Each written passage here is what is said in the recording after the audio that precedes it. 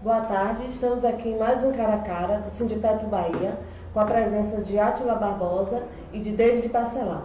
Eu, Cristiane Peterson, somos todos diretores do Sindipetro Bahia, vocês já conhecem demais, né? Diretora de gênero, eu, Átila, diretor de formação, e David, diretor da Plena e da FUP do jurídico. Estamos aqui hoje para falar de coisas muito importantes, do nosso ACT e do ato contra a privatização. Eu queria só ler uma frasezinha que eu acho muito interessante para a gente começar a pensar basicamente sobre isso. Defender uma Petrobras pública e forte, portanto, é zelar pelo bem-estar da população em geral e também pela maior inclusão das minorias no mercado de trabalho, com ocupações mais bem qualificadas. Defender a Petrobras é defender o Brasil, é defender o povo brasileiro. E é sobre isso que a gente vai estar falando. Eu vou começar com o David falando sobre o ACT, que é uma pauta importante, porque quando um direito é retirado de alguns, também será retirado de todos. Então, tirar direito de trabalhador Petrobras, que consequentemente vai gerar retirada de direitos de trabalhadores terceirizados Petrobras e de outras entidades e de outras organizações e empresas, é uma pauta importante a ser defendida para que a gente não tenha nenhum direito a menos. David. Bem, Cris, boa tarde, né? Boa tarde, Átila. Boa tarde aí às companheiras e companheiros que estão nos assistindo nesse exato momento aí na página do Sindipetro Bahia. Importante, Cris, como eu fiz agora, é que as pessoas também estejam compartilhando, né? Que entrem aí, compartilhem, convidem os amigos e amigas para estarem conosco aqui nesse programa. Bem, Cris, eu acho que uma coisa tem muito a ver com a outra. A defesa do sistema Petrobras, ou seja, essa luta nossa contra a privatização do sistema Petrobras, ela tem muito a ver com a luta pela preservação dos nossos direitos através do nosso acordo coletivo de trabalho. E lembrando que esse acordo coletivo, que nós estamos construindo ele ano a ano, durante um período de 2 anos do governo Lula para cá, ele traz direitos para nós que somos concursadas da Petrobras e também para os terceirizadas.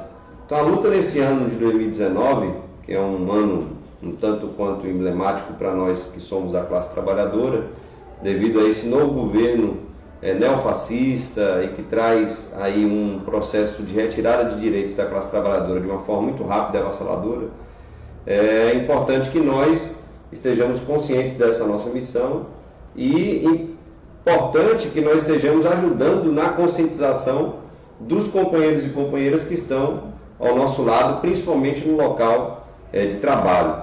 Essa agora é a terceira contraproposta que a gestão da empresa ela nos apresenta. As reuniões elas estão acontecendo desde o mês de junho, as reuniões de negociação, reuniões em conjunto com a própria FNP, a FUP e a FNP tomam a decisão de ir para uma mesa única, uma mesa de negociação, onde demonstramos ali a unidade e a força da categoria petroleira, para nós defendermos esse nosso direito que nos ajuda a enfrentar a luta contra a privatização. Então, nessa terceira contraproposta que a gestão da empresa nos apresentou, tanto a FUP quanto a FNP entenderam nos seus fóruns deliberativos que essa proposta não atende os anseios da categoria petroleira ainda e, por conta disso, estamos indicando a rejeição dessa terceira contraproposta em todas as nossas assembleias. Todo mundo está acompanhando a agonia das assembleias no Rio de Janeiro. Felizmente, apesar da investida das gerências ali no Rio de Janeiro, por orientação da alta administração da empresa, a categoria tem dado seu recado e rejeitado essa terceira contraproposta. Não somente lá, mas nas bases da FNP também, a informação que chega para a gente é nesse sentido, de rejeição ampla da terceira contraproposta da empresa, nessas assembleias deles, que seguem até o dia 21, ou seja, até amanhã, e as nossas que começam amanhã, aqui na Bahia, e vão até o dia 30 de agosto. Então a expectativa é a mesma, que a pessoa que está nos assistindo agora, companheira, possa nos ajudar nesse trabalho de conscientização desse trabalhador, dessa trabalhadora, que passou no concurso da Petrobras e que agora precisa entender que os direitos conquistados ao longo dos anos via acordo coletivo de trabalho não foram dados por uma benevolência ou porque a empresa é muito boa, muito pelo contrário. Eles foram conquistados através da luta da categoria petroleira, que fez com que nós tivéssemos um acordo coletivo que é um dos mais justos do país. Então, como você colocou inicialmente, a defesa desse acordo coletivo de trabalho é importantíssima na luta que nós já estamos tendo também contra a privatização de todo o sistema Petrobras. Lembrando que, por pressão nossa, mesmo nesse governo, nós conseguimos ainda, além de ter uma mesa única, eu digo, com as federações, ou seja, os 18 sindicatos, os petroleiros e petroleiras e o Sindiquímica Paraná, nós conseguimos fazer que do lado de lá também da mesa sentassem todas as empresas que compõem o sistema Petrobras. Então, a negociação guarda-chuva que protege direitos de todo o sistema, ou seja, não apenas dos trabalhadores e trabalhadoras da Holding Petrobras, mas também de todas as suas subsidiárias. Então, é preciso estar atento e forte. Tem uma palavrinha que fica sempre assim: o que é soberania para você, David? O que é soberania para você? Soberania para mim é nós termos a certeza de que tudo aquilo que é estratégico, tudo aquilo que é importante para o Brasil precisa ser defendido como algo soberano para o nosso país. Nós tínhamos a expectativa de que alguns desses militares, que ocuparam esse governo no processo de negociação prévio, obviamente, estamos falando da Escola Superior de Guerra, que fez praticamente toda a coordenação da campanha do Bolsonaro, que pelo menos esses militares das Forças Armadas, eles defendessem a soberania nacional a partir da defesa dos recursos estratégicos e do patrimônio público brasileiro. E, infelizmente, esses senhores que estão em 9 ministérios do governo federal, que estão ocupando todos os ministérios em segundo e terceiro escalão, não estão defendendo a nossa soberania, nem mesmo a partir da defesa da soberania energética, a partir da defesa de recursos estratégicos que nós temos aqui no país e que muitos países do mundo não têm. Pelo contrário, estão entregando tudo isso e a preço de banana para o capital internacional, principalmente para o imperialismo norte-americano, porque infelizmente esses militares que estão no governo, em sua maioria, não colocando todos na mesma bala comum, eles infelizmente entendem que o Brasil sim deve ser um país subalterno ao imperialismo norte-americano. Esperamos que os outros que não concordam com isso possam estar fazendo enfrentamento dentro do governo Bolsonaro para que nós possamos ter o apoio, além da classe trabalhadora, também dos nacionalistas, dos democratas que ainda existem nesse país. Eu queria dar uma boa tarde para Jace Soares, Alexandre Freire, Luciomar, que estão nos assistindo aqui, o Wendel. Agradecer a vocês e pedir para compartilhar. Estejam atentos que a gente continua aqui. Muitas curtidas. Eu vou fazer a mesma pergunta para a Átila. Aliás, antes de Átila, eu vou dizer, para mim, soberania é a gente ter liberdade de escolha. E para você ter liberdade de escolha, você precisa estar fora do mapa da fome. Você precisa escolher o que você vai receber de lixo de outros países. Você precisa ter fundos, fundo soberano, fundo social. Você precisa poder dizer que você é da classe trabalhadora e você vive com dignidade. Átila, para você, o que é soberania? Bom, boa tarde, companheiras, boa tarde, companheiros que estão aqui assistindo a gente. Soberania para mim também é isso, exatamente isso. Um povo soberano é um povo livre.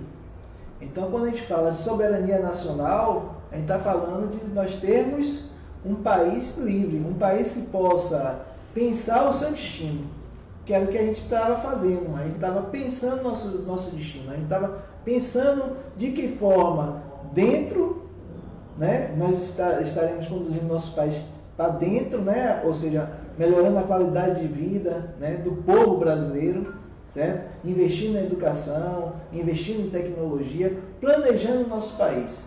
A gente lembra muito bem o que era o país até o iniciozinho ali dos anos 2000, 2002, e o que o país se transformou, como as cidades se desenvolveram e se transformaram nesse curto período de 12 anos que estivemos à frente do governo. Falo a gente porque eram os representantes dos trabalhadores que estavam ali conduzindo esse processo. Então, rapidamente as cidades se desenvolveram, tivemos investimento em metrô, em educação, IFBAs, né? Que hoje são IFBAs, mas são as escolas técnicas que a gente conheceu como escolas técnicas, né?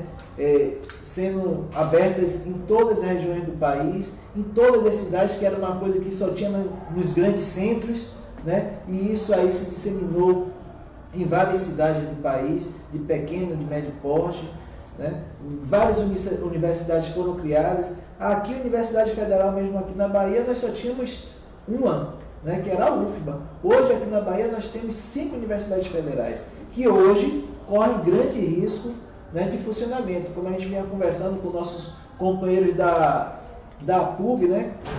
Que é o Sindicato dos Professores Universitários, né? Hoje a universidade, a UFBA, que foi justamente nesse período de desenvolvimento, né, recente do país, passou a operar no turno da noite, justamente oportunizando aquelas pessoas que trabalhavam a ter um curso universitário de qualidade, né, de uma universidade pública, e hoje corre sérios riscos de não estar funcionando mais à noite, pelo contingenciamento de verbas que esse governo tem aplicado. Então, ser soberano, voltando um pouquinho, ser soberano é justamente isso, é poder definir quais caminhos seguir, né? Tanto internamente quanto externamente, que a política externa do país era outra, era uma política multipolar, onde a gente se relacionava com vários países, podendo usufruir, né, dessas alianças estratégicas com os vários países, porque como as relações pessoais, né,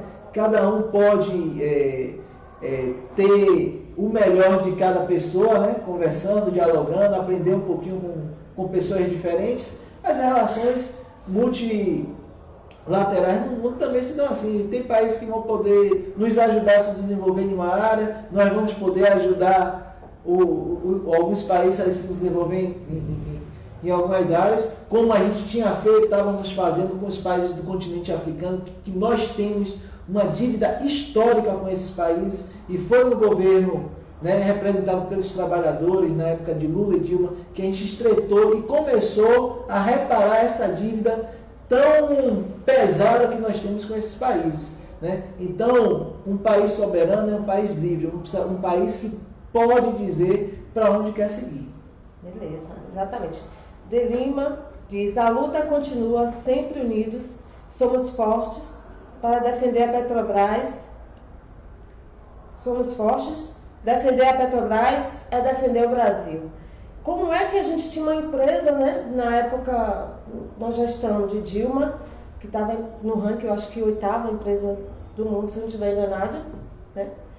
E agora a gente passa por um processo que fala de desestatização, mas que no fundo é uma privatização, mas não é nem uma privatização nacional, é uma estrangeirização dos recursos, que não vão ficar na área de produção, gerando empregos, né, gerando renda, transformando a vida do povo brasileiro. Esse recurso vai ser destinado basicamente para o sistema financeiro, que vive de rentabilidade e que não vai se ligar se tem mais gente morrendo de fome ou se tem menos gente morrendo de fome, porque os valores das ações estão lá em cima, o sistema bancário, financeiro está rodando.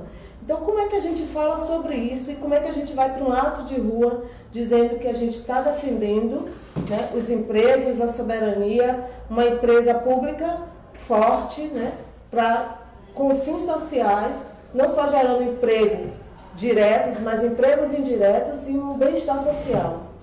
Bom, eu vou fazer um rápido comentário e vou passar para o David, mas assim, existe uma discussão, né? Eu tenho tido a oportunidade de participar de algumas discussões justamente porque faço parte aqui desse sindicato, o Sindipep, uma coisa que me orgulha muito, me deixa muito feliz, tem me dado a oportunidade de aprender bastante, que a discussão é: quando foi que a classe trabalhadora, né, chamou a atenção do grande capital que orquestrou esse golpe que a classe trabalhadora recebeu, né? Porque quem recebeu o golpe não foi um partido político, não foi uma pessoa individual, né? Um sujeito, não foi Lula, né? Lula é um preso político, que fique claro isso. né? Não foi Dilma que recebeu um processo administrativo injusto.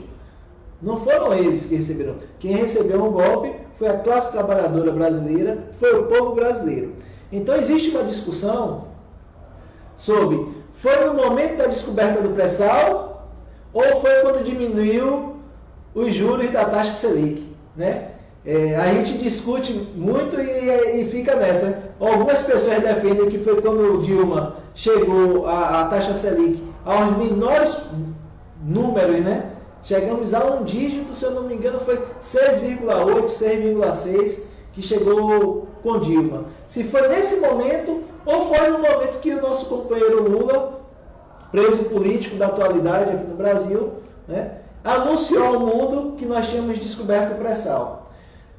Não vou entrar nessa discussão, mas vou trazer um dado aqui, que nós aqui do Sindipetro temos alguns parceiros, né? A Universidade Federal é uma parceira nossa, né? O pessoal do INDEP é outro parceiro nosso, né?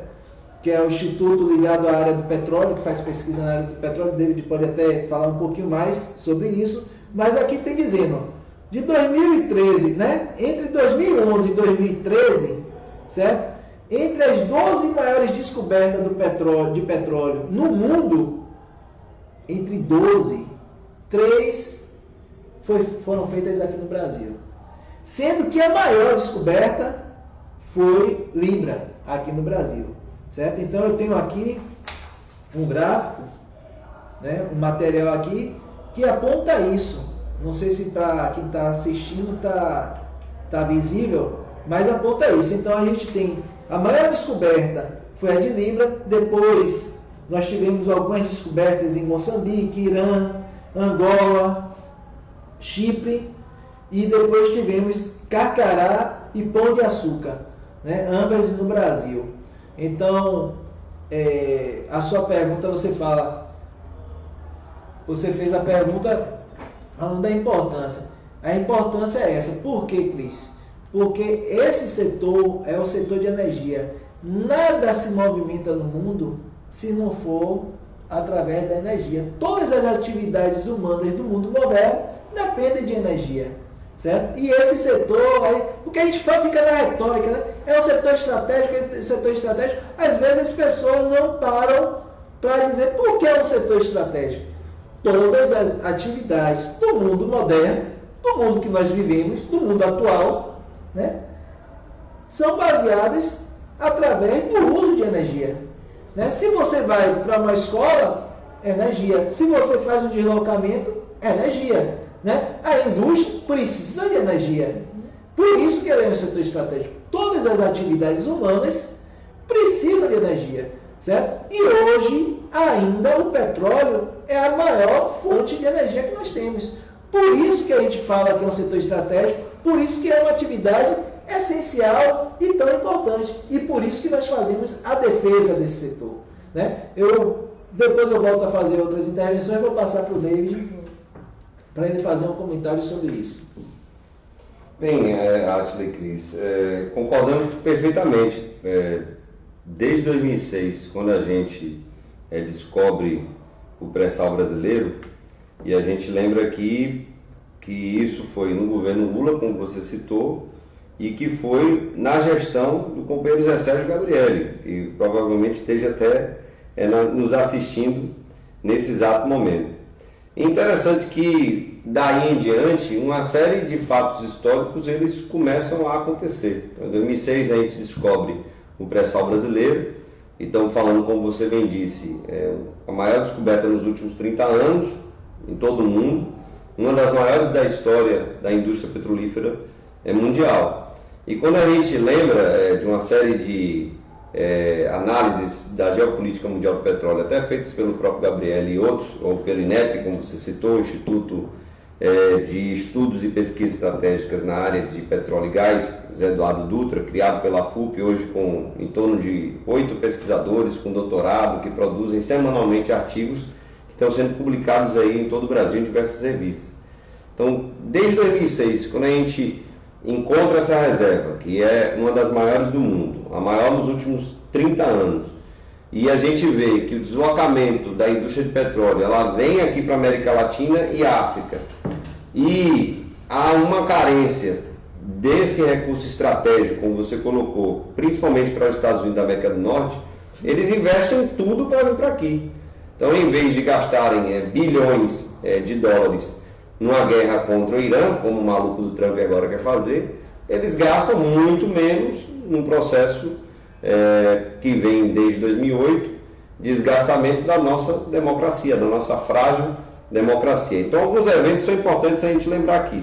Então, em 2006 a gente descobre o pré-sal. E essa cronologia eu já errei algumas vezes, mas agora não é. Em 2008 é descoberta uma espionagem industrial na Petrobras. E isso não somente nós estamos dizendo, mas na época diversos veículos de comunicação denunciaram isso. Quem não se lembra aqui, o Zé Maria fala sempre sobre isso. Daquele HD da Halliburton que sumiu num dos contêineres da Petrobras, e um HD da Halliburton que tinha uma série de informações sensíveis do pré-sal brasileiro. A gente tem isso em 2008. Em 2009, nós temos o deslocamento da quarta frota naval do imperialismo norte-americano para aqui, para a América do Sul. Algo que não acontecia há anos, desde a Segunda Guerra, e eles fazem isso quando a gente descobre o pré-sal em 2006. Em 2009 eles fazem esse deslocamento. Em 2010, os Wikileaks, eles vazam informações de conversas secretas entre o senador na época Zé Serra, candidato a presidente da República, de conversas dele com executivos, uma executiva na verdade, da Chevron. Em 2013, o Snowden, até no seu filme, quem não assistiu vale a pena assistir, Snowden, estava assistindo um dia desse com o Samuel, ele relata que a Petrobras foi uma das empresas espionadas pelo imperialismo norte-americano. Então, de lá até cá, e aqui pegando aqui, a gente parando em 2013, a gente lembra desses ataques desde quando nós descobrimos o pré-sal em 2006, e de 13 para cá isso se aprofunda ainda mais. Em 2013 a gente tem as grandes manifestações de junho, que foram sim abocanhadas pela direita e por vultuosos recursos, principalmente dos Estados Unidos da América do Norte. A gente tem a eleição disputada da Dilma em 14, onde ela ganha por poucos votos, e a direita, mais uma vez, com investimentos dos Estados Unidos, um valor menor do que os bilhões que eles gastam lá no Oriente Médio. Com parlamentares aqui, eles inviabilizam o governo da Dilma, estabelecem um processo de impeachment. Em 2016 há um golpe, também com votos comprados no parlamento brasileiro, com compra também de parte do judiciário brasileiro. Isso aí já está evidente a partir dos vazamentos aí do Moro e do Dallagnol.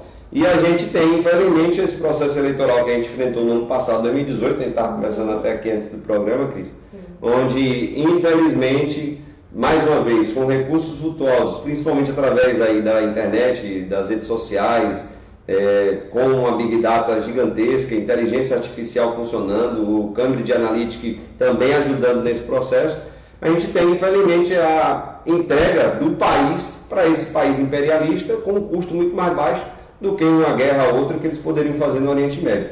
Então, sem dúvida alguma, um dos pilares centrais do golpe de Estado que nós sofremos, se não for o central, é a descoberta do pré-sal brasileiro em 2006. E falamos isso porque, como você mesmo disse, essa matriz energética, por mais que os ambientalistas dizem, por mais que aqueles que estudam essa área colocam, essa matriz energética ela ainda será de suma importância, pelo menos para os próximos 70 anos, porque a indústria química e petroquímica ela não vai mudar essa base para a transformação de tudo que a gente tem hoje em nossas mãos, ou que a gente veste, ou que a gente come, ou que a gente toma de remédio.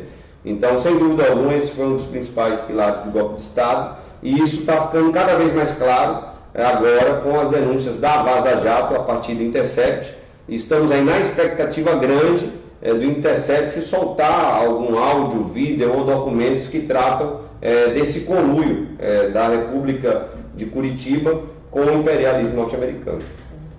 Já visto que a Venezuela também está sofrendo um ataque fortíssimo, Sim. né? E tem resistido talvez por causa do conceito de soberania e de outros recursos que às vezes a gente não entende como os mais eficazes, mas que estão segurando lá essa questão do petróleo. Luciomar fala, o governo informa que vai privatizar as refinarias para estimular a concorrência. É verdade essa afirmativa? Haveria a possibilidade de construção de novas refinarias pela iniciativa privada? E tem mais uma questão aqui. Com a privatização da Petrobras, qual a perspectiva dos preços do gás de cozinha e da gasolina? Quem quer?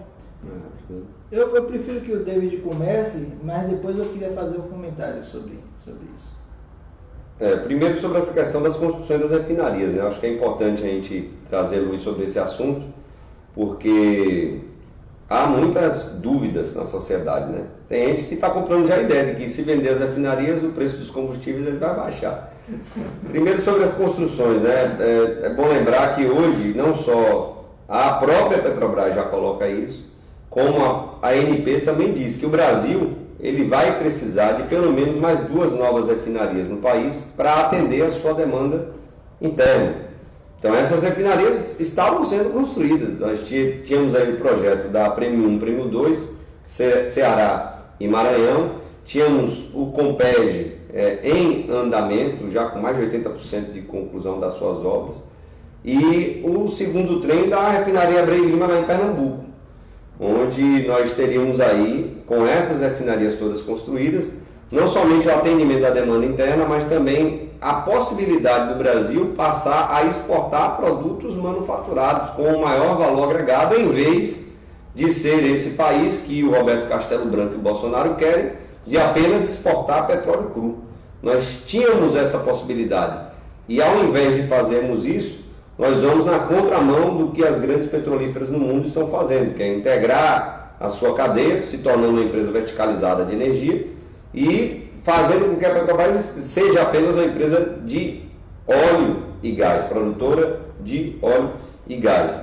Isso tem feito que com a população brasileira hoje. Hoje as refinarias, Átila é da Relan, Cris é da Relan, também sou da Relan, que é a refinaria que está vendo.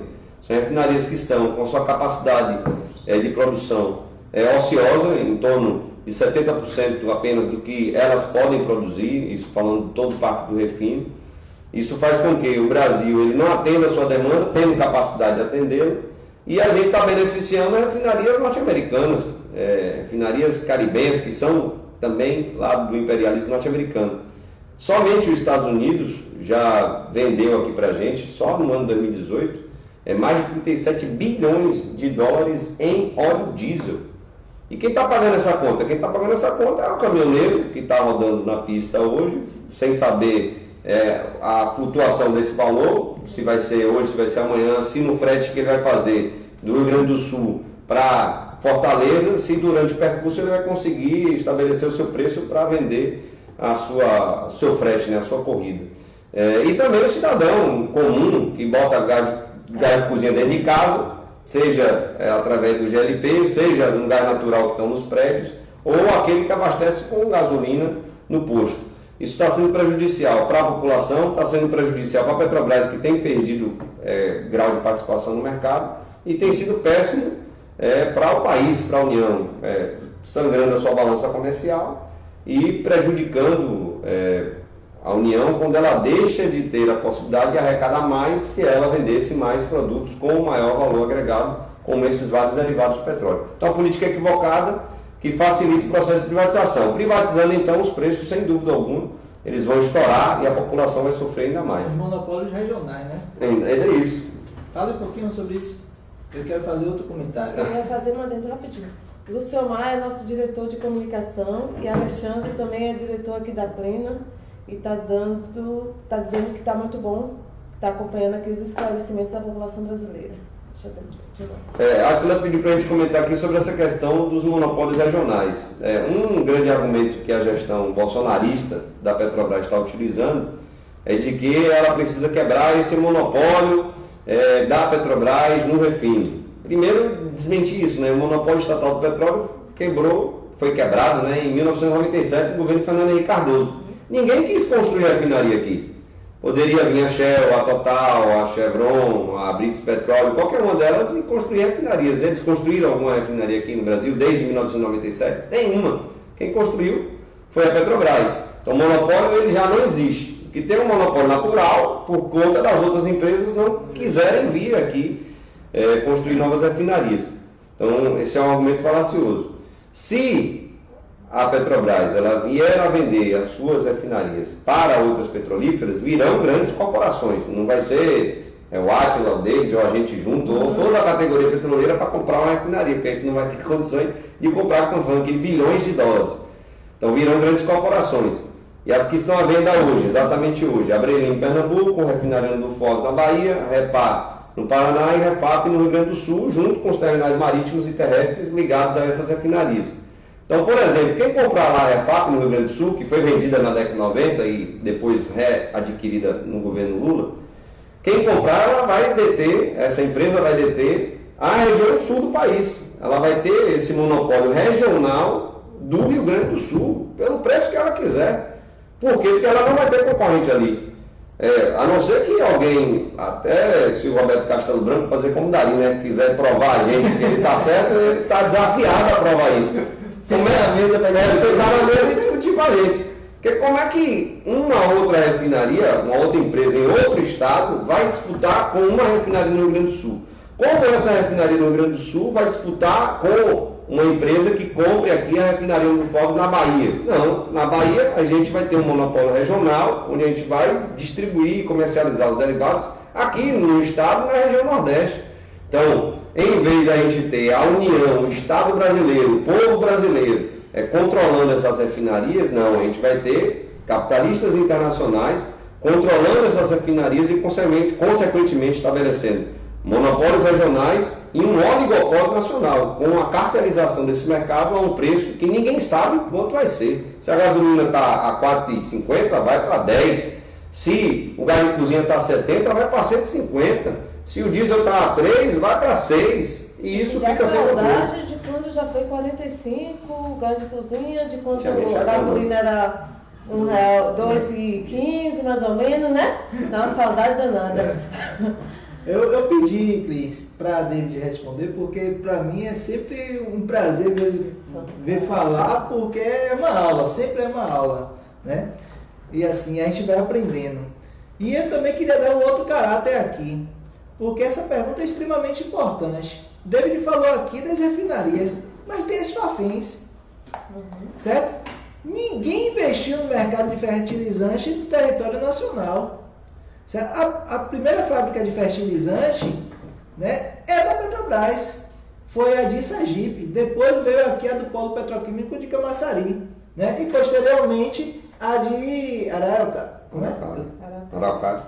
do Paraná, certo? A palavra que prendeu, a do Paraná, certo? E na época do governo, né, neoliberal de Fernando Henrique, essa do Paraná ela foi vendida, certo? Foi vendida, foi privatizada. Mas, ao contrário do que eles dizem, houve investimento? Não, foi sucateada, certo? Só no governo Dilma que a empresa foi recomprada, né, e foi feito reinvestimento e colocando em produção em competitividade novamente. Sim. Certo? Mas mesmo elas operando, né, nós só supríamos 45% do mercado.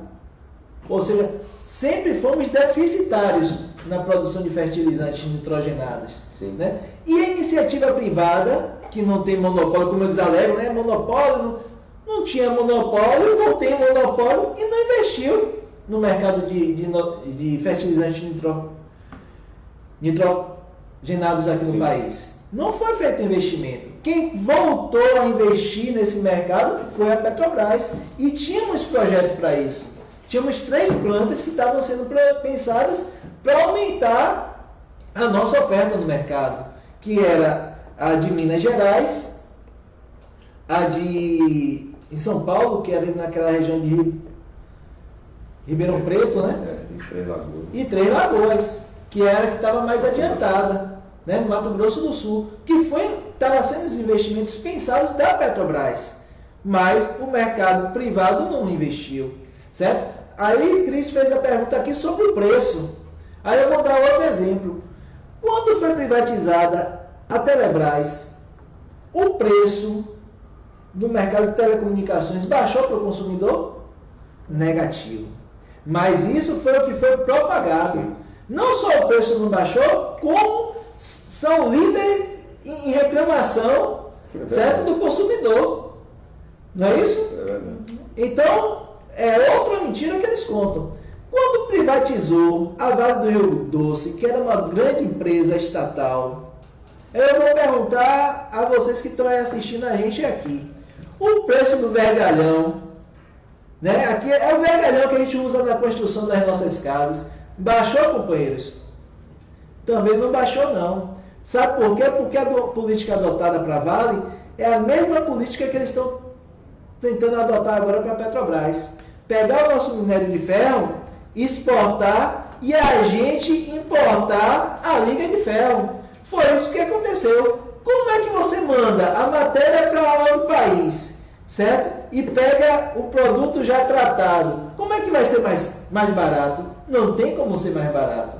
Então o que David falou aqui é a mais pura verdade. É o que o mercado já ensinou para a gente. Eles falam tanto de mercado, o mercado está ensinando isso. Então a gente pegar o nosso petróleo, que eles já venderam 75% da nossa reserva do pré-sal, já foi leiloada, certo? Ou seja, boa parte do nosso pré-sal já não pertence ao povo brasileiro. Mas para tudo tem jeito, certo? Mas não pertence ao povo brasileiro.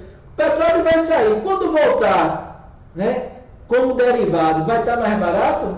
Não vai, certo? E se você for ver no plano estratégico dos caras, eles estão vendendo as refinarias que estão acopladas com terminais. E aí o nosso coordenador aqui do sindicato, o Jair Batista, certo? Ele sempre coloca: por que está sendo vendido as refinarias que têm os terminais? Porque vai ficar o meu prazer. Quando for mais barato produzir aqui, produz aqui. Quando for mais barato produzir lá, produz lá. Só que tem uma lógica da soberania popular, né? As empresas, elas seguem também um pouco o termômetro da população. Os países que estão comprando as refinarias, ou estão aí para comprar as refinarias, eles vão se basear no seguinte: se a pressão popular lá, por geração de emprego, for maior, eles vão produzir aqui, gerando emprego aqui? De forma alguma, eles vão produzir lá fora, certo? Então, por isso que quando a gente fala assim, ó, soberania popular quer dizer isso, é a pressão que a população faz sobre os governos, sobre as empresas, mudando as políticas de governo e de empresas, né? Então, uma empresa que tem sede na França, como é o caso da Total, né? Ou uma empresa estatal chinesa, né? Quando a população pressionar os governos e o governo pressionar as empresas, né? Porque, ao contrário do que se pense, as maiores petrolíferas do mundo são estatais. Exatamente. Quando elas forem pressionadas, elas vão gerar emprego e renda aqui no Brasil ou lá fora? Lá fora. Então, para mostrar, pessoal, que está tudo interligado, certo? Eu vou passar aqui para a Cris, porque ela pode ter uma outra perguntinha, certo, para a gente ir desenvolvendo o tema. Dizer que, assim, o papel do Estado, que é o maior investidor, que toda vez que o investimento é pesado, quem entra é o Estado. E ele entra como promotor de emprego. Por isso que ninguém construiu nenhuma refinaria, porque construir refinaria é caro. Mas chegar aqui e dizer, nós temos banana, refinaria a preço de banana. Então, isso atrai o mercado. E aí a gente já vê como política, voto, tem tudo a ver com o resto das nossas vidas. Porque quando você tem lá no governo Lula 83 mil empregos gerados, e agora você tem 2018 gerados pela Petrobras, diretos, e agora você só tem 63 mil, acho que já tem menos, mas até 2018 63 mil, né? Que é um dado que a Átila ia falar, mas já passei na frente dele. Então, assim, 63 mil empregos diretos, fora os indiretos e tudo que a Petrobras puxou. Empresa naval, construção civil, educação, medicina. Os médicos que prestam serviço à Petrobras tinham bons atendimentos, cuidavam bem dessa população, eles também estão sendo afetados. As empregadas domésticas, tudo que a gente consumia e que hoje está sendo, né, retirado de direito, seja por remuneração, seja por outros fins, né, como a ANS que está sendo ameaçada, isso vai ter desencadeamento em toda a sociedade. Então, defender a Petrobras é defender o povo brasileiro no geral. Não é defender só o petroleiro, mas é defender todos os trabalhadores que estão em uma cadeia. E aí falar que a Petrobras também ela tinha um compromisso com as questões sociais. Né? 20% das vagas deveriam ser destinadas a candidatos que se autodeclarassem pretos e pardos e 5% às pessoas com deficiência. Então entra aí um papel social que às vezes é muito difícil para a empresa privada cumprir. Né? Então é por várias questões, outras questões de atividades socioambientais, educação para crianças. Então a Petrobras, na verdade, é um complexo de coisas, né, que fala muito desse Brasil e que dá uma certa esperança no campo da soberania. Não dizendo que nós não temos outras atividades, mas é para justificar por que a gente defende tanto que é uma empresa pública. Assim, e só para completar o que você está falando aqui, Cris, nós aqui do Sindipetro, a gente tem feito um esforço. Eu digo esforço porque nós temos que atender a nossa base, a demanda é muito pesada, certo? Temos que fazer o enfrentamento, né? Como o David acompanha em Brasília, né? Com as frentes parlamentares, e temos também que estar dialogando com os nossos companheiros de luta.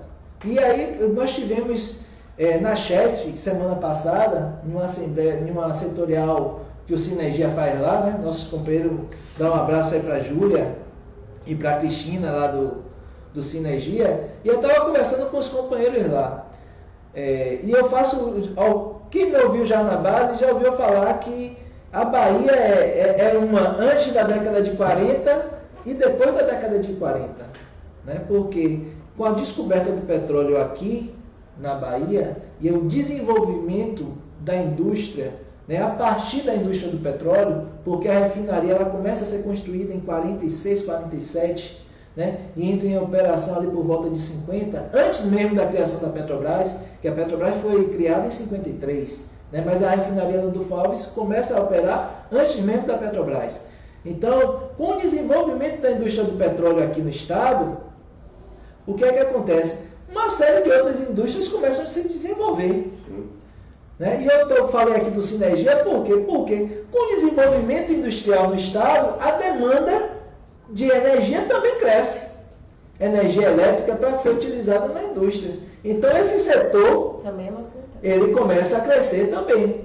Né? Então eu estava falando, companheiro, defender a Petrobras, é defender o Brasil por causa disso, porque um processo de privatização, um processo que pode acarretar, né, uma desindustrialização, certo? Afeta todos os setores. Então, o setor de energia, né, no caso dos eletricidades, será afetado. E aí, Cris falou aqui sobre a empregada doméstica. Aí, Cris falou aqui sobre os médicos. Óbvio, companheiros, porque se a indústria, que é quem puxa, né, a questão dos salários, a questão dos direitos trabalhistas, porque é um setor mais organizado, né, porque você tem uma concentração de trabalhadores, né, ele é enfraquecido, todos esses setores, né, de serviços, eles também vão sofrer, porque você vai deixar de ter esse trabalhador que tem, né, recebe um salário melhor, mais digno, né, é mais justo, como o David falou aqui a palavra mais justo, ele vai deixar, o seu poder aquisitivo vai cair e esse setor de serviço ele acaba sofrendo. Entendeu? Então, por isso que eu falo aqui, a Bahia é uma antes e depois da indústria do petróleo. E a gente tem que ter cuidado com isso. Por quê? Eu dou sempre exemplo aqui sobre... Eu já vou passar aqui para você. Eu sempre dou exemplo aqui da região da suburbana, que era o nosso polo industrial, né? Lá atrás. E o que foi que a lógica do mercado fez? Acabou. O que a gente tem de indústria lá? Ali tinha indústria tanto da produção de vidro, indústria de tecido, né? Aquela região da Cidade Baixa tinha indústria de tecido, tinha indústria alimentícia. E o que é que se tem lá hoje? Muito pouco ou quase nada. Né? O Porto de Aratu, né? Aquela região do CIA, né? Que é o complexo industrial daqui da região metropolitana. Né? Na época neoliberal, quase virou ali uma região fantasma. Só foi reativada depois do governo trabalhista, quando o povo estava lá numa pequena parte do poder para poder estar ditando as políticas públicas. Né? Então houve uma reativação nesse período. E o que é que já começa a acontecer agora? Já começa a ter um fechamento de empresas. Como o fechamento da Fafem lá no Polo Petroquímico de Camaçari vai levar ao fechamento de imediato de 10 empresas, de 10 indústrias. Então isso aí é em cadeia. A gente já teve uma população industrial ali no polo de mais de 80 mil trabalhadores. Hoje são menos de 20 mil trabalhadores, como na refinaria. Né? A refinaria, o público normal lá é em torno de 5 mil trabalhadores. Quase 2 mil próprios e o restante de empresas parceiras e empresas terceirizadas. Hoje a refinaria são 800 trabalhadores e apenas 1.200 terceirizados. Uma relação que não chega nem a 2 para 1. Né? E quando no ano do desenvolvimento chegou até 3. Uma coisa, um dado que alguns acham que é ruim, mas mostrava o aquecimento do setor. Né? Então, só para a gente trazer esses dados aqui, para mostrar como é que interfere na vida, né, das pessoas, não só no preço do gás de cozinha, que é o termômetro, no preço do diesel, no preço da gasolina, mas mostrar na geração de emprego, como essa empresa ela é importante na geração de emprego. Estima-se que na cadeia do petróleo se empregue quase 1 milhão de pessoas, só na cadeia do petróleo, certo? Então, com o desaquecimento desse setor, a gente contribui de forma direta, indireta, para o desemprego. Então, por isso que é um setor estratégico também por esse aspecto e todos têm que estar cientes disso. Quando a gente chama sobre um ato, por exemplo, que a gente vai estar falando daqui a pouquinho, eu vou passar aqui para a Cris, né, sobre a soberania nacional, a gente está falando desses elementos. Sim. Falar que a gente está defendendo o emprego, né? Porque desempregar a região dali, Madre Deus, São Francisco, está sofrendo.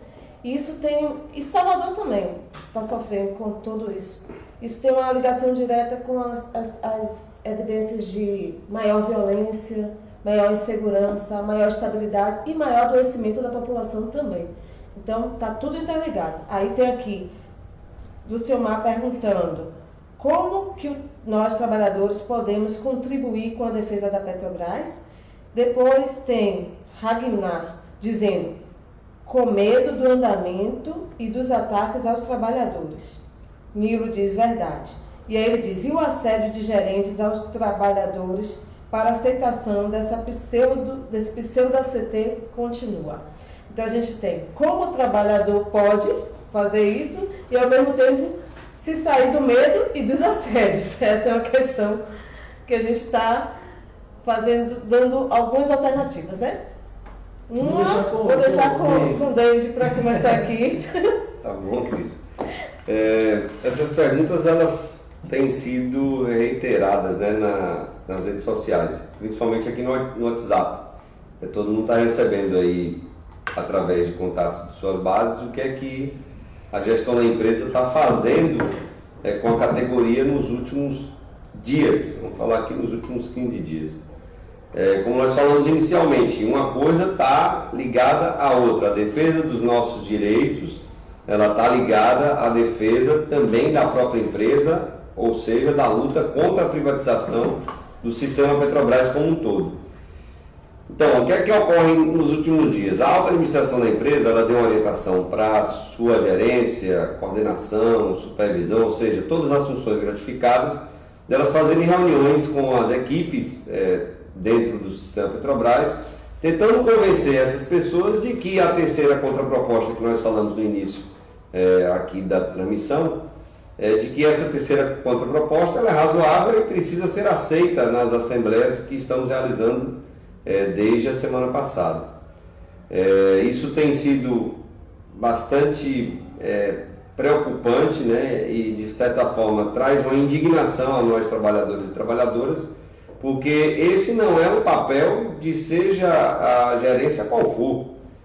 Nós estamos entendendo que essa é uma ação antissindical, acho que a Átila soltou um áudio hoje, não foi no WhatsApp falando sobre isso, uma ação antissindical que está sendo denunciada ao Ministério Público do Trabalho Isso com certeza vai parar na Justiça do Trabalho, porque quem convoca assembleias, quem participa das assembleias são os trabalhadores e trabalhadoras, não é o corpo gerencial da empresa.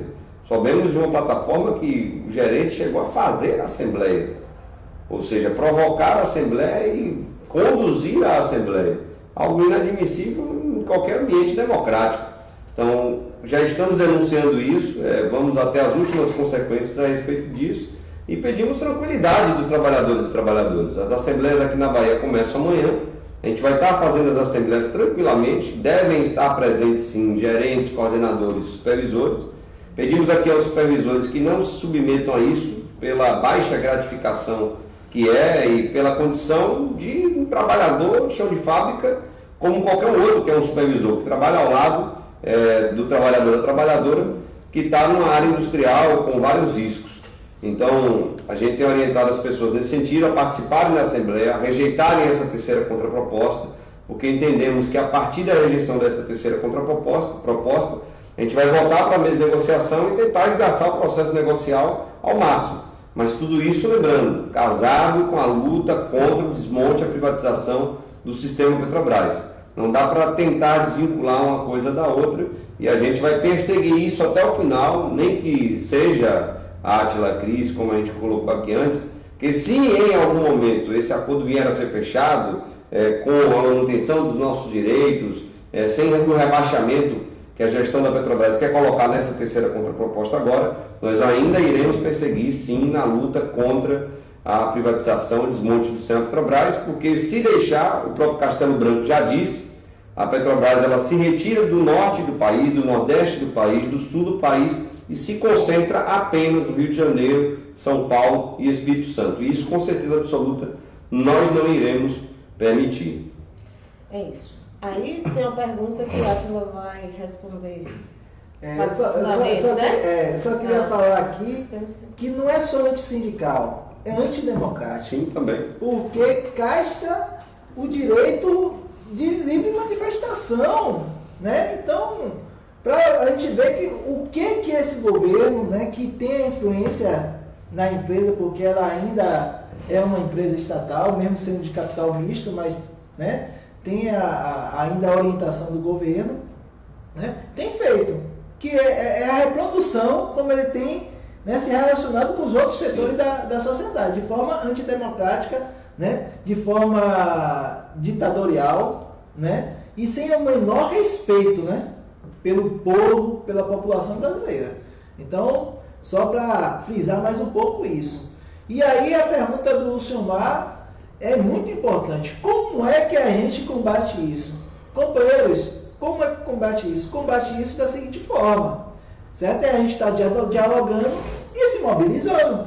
Eu sempre tenho dito nas assembleias, nas setoriais, conversando com os companheiros e com as companheiras nas fábricas, o seguinte, nós temos duas armas. Uma é a mobilização, certo? Então a gente está chamando agora para um ato público em Salvador no dia 26 de agosto. É uma segunda-feira, foi pensada dia 26 porque aqui no estado da Bahia nós temos uma folga de campo para o sistema Petrobras. Então é para justamente esse trabalhador, nesse dia de folga, certo? E defender os seus direitos, defender o seu emprego, certo? E discutir com outros trabalhadores de outros setores, né, essa união, essa unidade em defesa de um projeto de país, a soberania popular, a soberania nacional. Então, é a oportunidade desse trabalhador, certo? Dia 26, que está na folga de campo, trabalhador tanto próprio como terceirizado, porque a gente compreende que petroleiro é todo aquele que trabalha no setor de petróleo, certo? Está saindo, né, da sua base e está se mobilizando. Então, dia 26, a gente está chamando esse ato público na frente do edifício sede da Petrobras aqui no estado, que fica ali no Itaigara. A gente está chamando a concentração para 14 horas, certo? Vamos estar saindo encaminhada pela ACM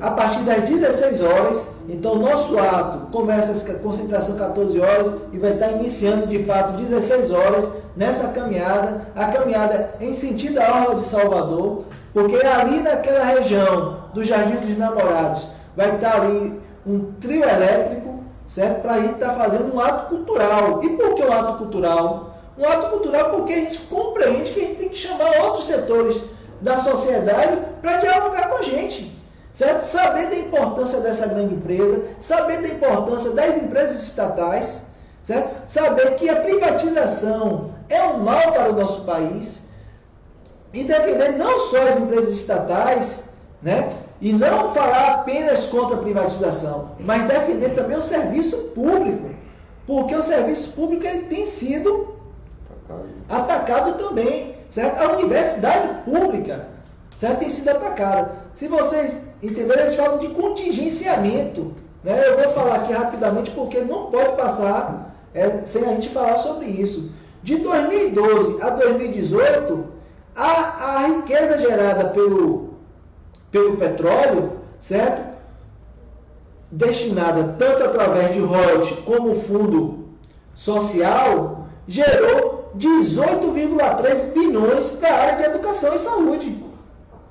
18,3 bilhões. É essa a riqueza que está sendo atacada. Então, quando eles falam de contingenciamento, eles falam na ordem de 20 bilhões, mas só esse setor produziu para essa área de forma direta, né? Porque eu não estou falando aqui nem dos impostos, que todos os outros setores, todos os outros, né? Todas as outras áreas contribuem. Eu estou falando de forma direta pelo Fundo Social e pelos royalties, de forma direta, 18,3 milhões. E os caras falam de contingenciamento. Ou seja, deixa claro que é um projeto de país que não atende ao povo brasileiro. Certo? Então a gente vai estar discutindo isso lá também. Então é a defesa da Petrobras, mas é a defesa das empresas estatais, é a defesa dos serviços públicos, certo? É a defesa do povo brasileiro, é a defesa da soberania. Então vou repetir aqui, dia 26 de agosto, concentração ali na frente do edifício sede da Petrobras, no bairro do Itaigara, certo? 14 horas a concentração, vamos sair encaminhada na direção da aula a partir das 16 horas e vamos estar consagrando esse grande ato com um ato cultural, onde já tem 6 artistas confirmados, e aí é importante a presença de cada um lá nesse momento, todo trabalhador, toda trabalhadora, certo? Tanto da Petrobras como desses outros setores da economia, porque é a defesa da soberania nacional, é a defesa da liberdade de um povo. Eu poderia cantar, mas vai ser horrível, vocês vão ter um ato cultural lá. Tem aquela musiquinha que diz, medo, eu não te escuto mais. Verdade. Mas o medo também é um sinal de alerta. Quando a gente está com medo, a gente se junta, porque juntos somos mais fortes. Fortalece os sindicatos, vamos para as passeatas dizer, gritar e falar que a gente não está aceitando o que está sendo posto. Então, é importante participar do ato, dia 26/8, 14 horas, concentração, saída de caminhada 16 horas e ato cultural 18 horas no Jardim de Alá. Quem não puder ir para um, vai para o outro. Leva a família, leva os parentes, leva os amigos, porque tivemos marcha da educação, foram quase 40 mil pessoas, marcha da Margaridas, mais de 100 mil mulheres dizendo que elas não estão aceitando retirada de direitos e está na hora do petroleiro ir para a rua dizer não ao que está imposto. Eu me empolguei aqui falando do ato, porque eu estou com uma expectativa muito boa sobre esse ato, eu acho que vai ser um ato bonito, mas eu só falei de uma forma de mobilização. A segunda forma que a classe trabalhadora tem de se mobilizar é o enfrentamento, é o movimento paredista. E não podemos ter medo disso, companheiras e companheiros, certo? A gente está falando aqui sobre o nosso acordo coletivo de trabalho, e se necessário for, faremos greve sim para defender nenhum direito a menos. Mas não é só isso, como o David falou, mesmo que a gente consiga, né, fechar o nosso acordo coletivo de trabalho sem nenhum direito a menos, existe uma luta que nós iremos travar, que é contra a privatização, contra a venda de ativos do sistema Petrobras. E isso a gente tem que estar ciente disso. Por que a gente tem que estar ciente disso? Porque, por mais que os Correios, o pessoal da Chesf, o pessoal da Eletrobras, o pessoal da Petrobras, né, fechem seus acordos coletivos, né?